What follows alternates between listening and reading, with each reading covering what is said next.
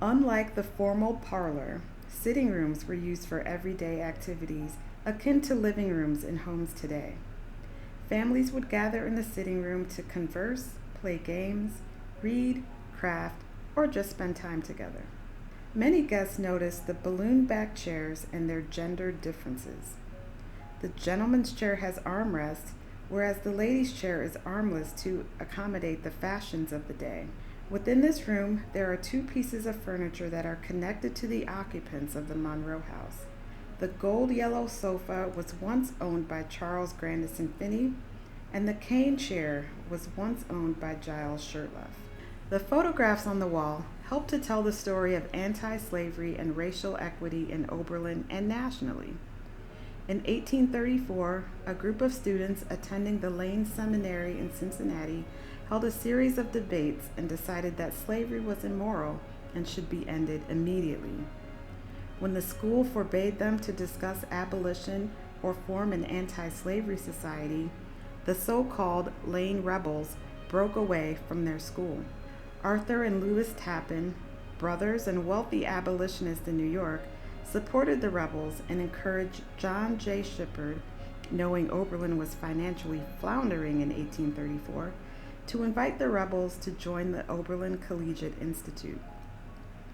The Lane rebels were intrigued by the offer to attend, including the fact that Charles Finney was soon to become Oberlin's professor of theology, who was sponsored by the Tappan brothers. However, they had several conditions before accepting. Among the demands were a guarantee of freedom of speech and that Oberlin College accepts students irrespective of color. One of the Lane rebels was a black man named James Bradley. If the rebels were to come to Oberlin, they insisted that they all be allowed to come. It was this demand that stirred controversy, and college administrators, townspeople, and students were fiercely split on the issue.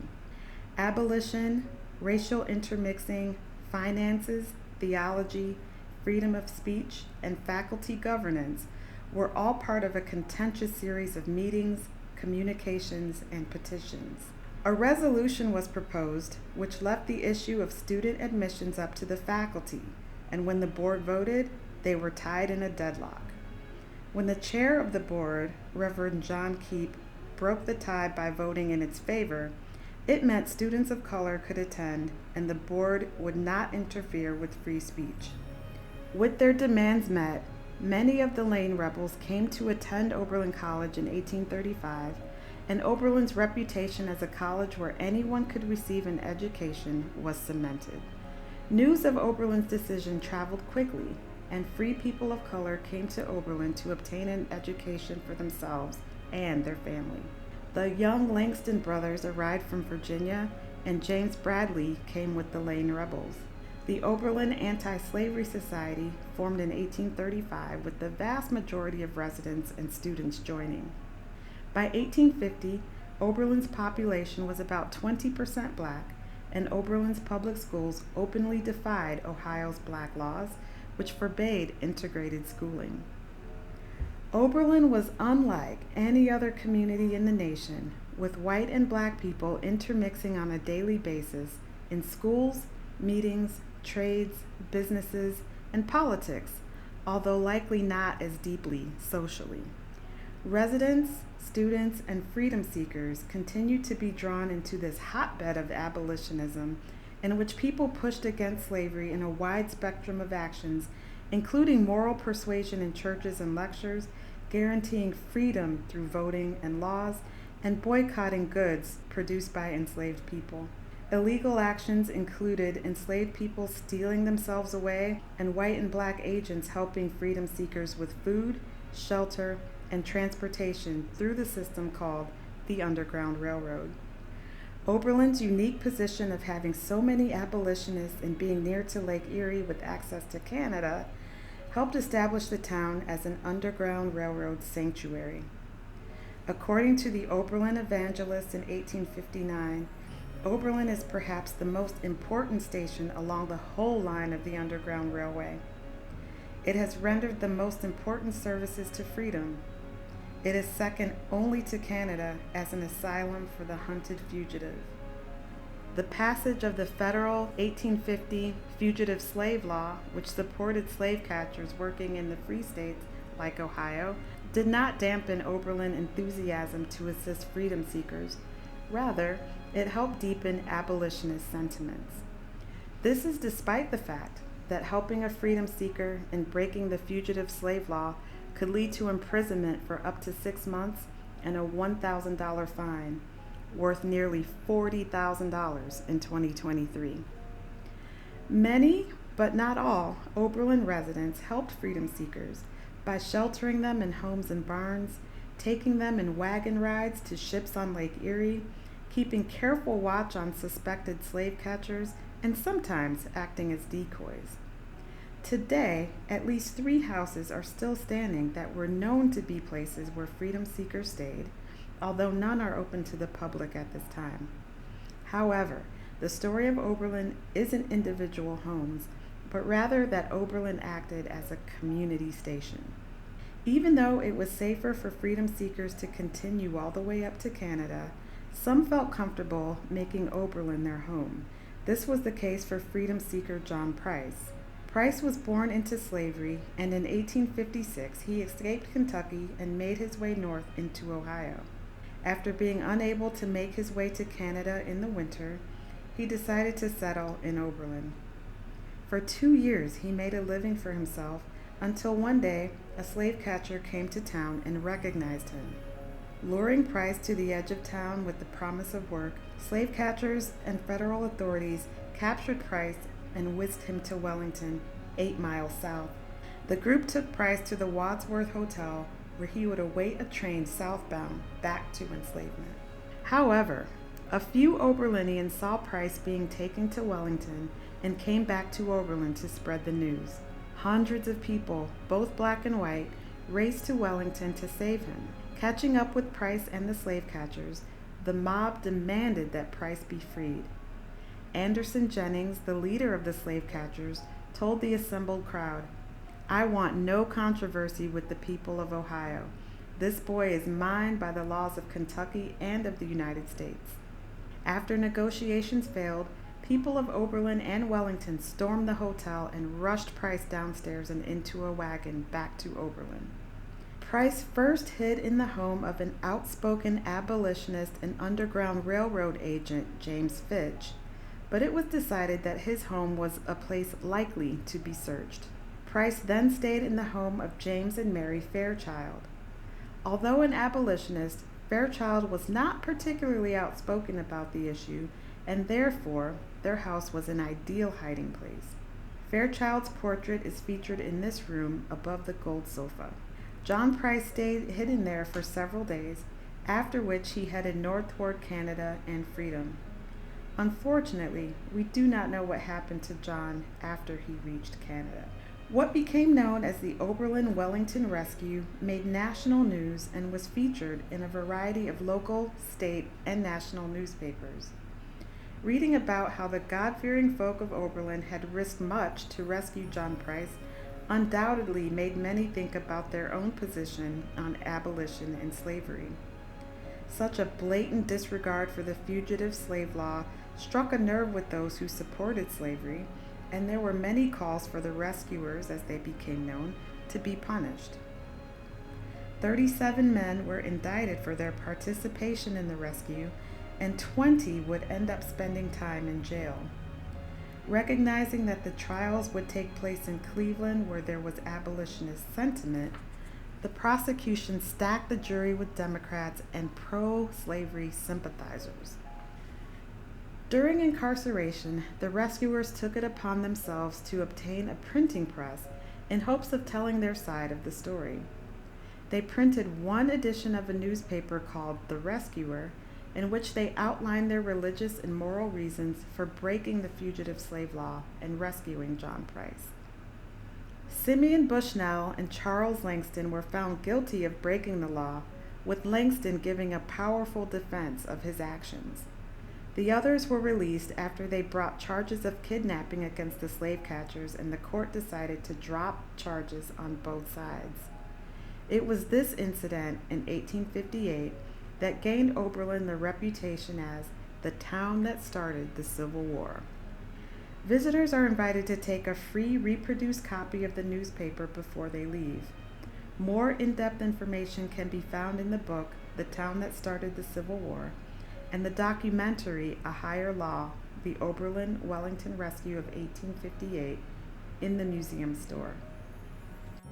Although the Oberlin-Wellington Rescue and the trials made national news, they were overshadowed by another event in 1859, John Brown's raid on Harper's Ferry. John Brown was a white abolitionist who thought it would take violence to end slavery in the United States. He sent his son to Oberlin to recruit men for this cause, and 2 men joined him, John Copeland and Lewis Sheridan Leary. Both black and of a younger generation, Copeland and Leary eagerly joined Brown, although they may have thought they were going to rescue enslaved people from southern plantations. Instead, Brown and his men attempted an attack on the Federal Armory in Harper's Ferry, Virginia, to obtain weapons, and failed. Leary was wounded and died during the raid. Copeland was captured, tried, and executed, as was Brown. Because it was unsafe for black families to travel to Virginia, Copeland's parents asked James Monroe to bring their son's body home. Unfortunately, Monroe was unable to fulfill this request, as the body had already been taken to a medical school, and they refused to hand over Copeland's body. Monroe returned empty-handed, but he was able to share how impressed Southerners had been with John Copeland's dignity throughout the trial, and Oberlinians were also moved by Copeland's letters home, in which he defended his actions and bid farewell to his friends and family. Both the Oberlin-Wellington Rescue and the raid at Harper's Ferry were signs of the great tension in the United States over slavery. These tensions would eventually lead to the Civil War, during which many Oberlinians felt the call to serve. One of these was the man who was the first owner of this house, Giles Shurtleff. Shurtleff's picture hangs on the east wall of this room, alongside pictures of troops he commanded. When the Civil War broke out in 1861, Shurtleff was student captain of Company C of the 7th Ohio Volunteer Infantry, OVI. Company C was comprised mostly of Oberlin College students who called themselves the Monroe Rifles after James Monroe. In addition, Company C was known as the Praying Company, as they were known to pray every day, and their characters were reported to be upstanding.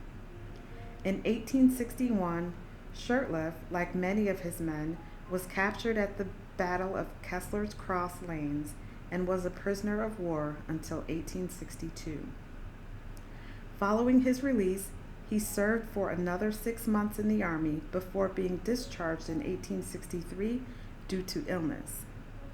Later that same year, Shurtleff became the lieutenant colonel of the 127th Ohio Volunteer Infantry, redesignated the 5th United States Colored Troops, which was the first black infantry from Ohio.